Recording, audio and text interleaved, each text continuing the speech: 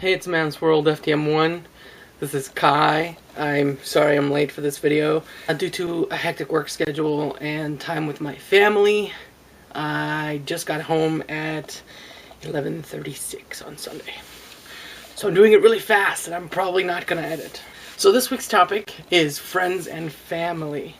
I was planning on having a friend film this with me and that just did not work out. So we're just going to talk about it, and that's going to be cool. Since I came out, my family's response to my transition has changed a lot.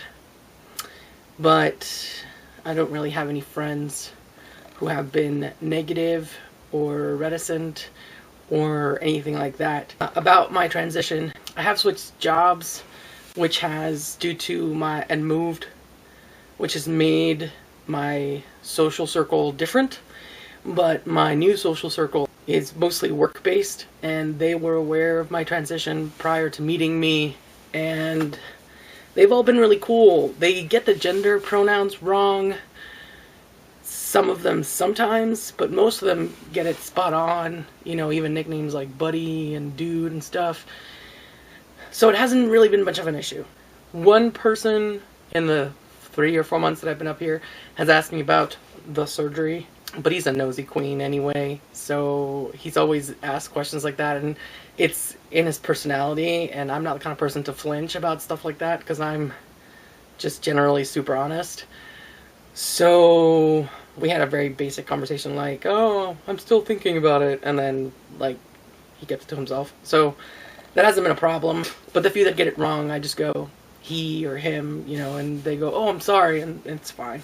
As far as my family, well, I was just with them for a couple days because I had a little time off, and so I went down to visit and whatever. A lot of the negative interactions that we were having prior to and right after transition, coming out, seemed to have reverted back to our usual rowdy sibling behavior. They get pronouns wrong, but they try. And when I correct them, then they use the right pronoun a couple times before they forget. So, they're trying. And that's going from, we're probably going to kick you out, to, attempting the right pronouns and always using Kai exclusively. That's kind of a huge deal. They don't call me my old nickname, nor my birth name. So, that in itself is kind of awesome. They use the right pronouns about a third of the time, which is less good than pretty much anybody else, but they have known me the longest, and it's just hard to adjust after knowing me for 30 years to suddenly change that. Some of the conversations we have, it's very obvious that our points of view about homosexuality and being transgender are still very different, like polar opposites. But regardless of their opinions, they love me enough to try, so gotta commend them. Things are still pretty weird in regards to my nieces, in that I'm not allowed to see them because I'm living an alternative lifestyle that they don't want their kids to be exposed to. But besides that, and they live far away anyway, in another state, hours and hours away, the experience has been mediocre to positive, depending on what we're talking about or what we're doing. But I don't feel as uncomfortable sitting with them now as I did prior to transition, or even right after coming out when things were very hectic. So overall, things have improved. They're not perfect, but hey, they're trying, and I gotta give them props for that, because it went from really bad to at least they're trying. Funny story, the last couple days have been a little rocky in the voice department. Tomorrow is my 2 months on T-versary or whatever.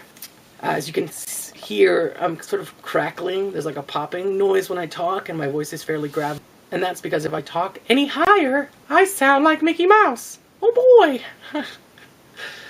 And it cracks a lot more when I talk at my regular pitch. So women, when they're using their professional voice, it's a little bit higher than their regular voice. And I was really worried prior to transition, and I talked about it a couple times, about the fact that I'm worried that I'm going to keep sounding feminine at work because I use that elevated octave or whatever. Yeah, I can't. I literally, if I'm not talking deeply, then I just sound like Mickey Mouse. This is my professional voice right now. Everyone made fun of me at work. It was really hard, and my family kept saying, we can't take you seriously when you sound like that. I'm like, I'm not faking it. This is how I'm talking today. But if I would lower my octave without thinking about it, then it would sound mostly normal. And then I would raise my pitch, and people would be like, just stop talking. It's just not working for you. So I got compared to Harry Carey, the Will Ferrell character on SNL back in the day, because at points I sounded just like him. So that's been fun. But I've also been speaking nonstop for like 6 or 7 days. So my voice just can't take it. I feel a little bit like, yeah, it's getting worse. I feel a little bit like Finn when he was screaming a lot and then he couldn't talk. That's kind of what's happening. But it's been an interesting couple days. Anyway, yeah, so good things for the most part. Yeah, excellent. I'm glad we had this conversation. Anyway, next week is going to be week 49. Penis envy and penis envy. Okay, see? There, it's fine. This is so weird. Week 49, penis envy for next week. That's going to be interesting. I don't really, well, yeah. Sweet. So, happy Sunday. I'm sorry I was late. And catch you guys in a week. And have a happy week, guys. Kai out.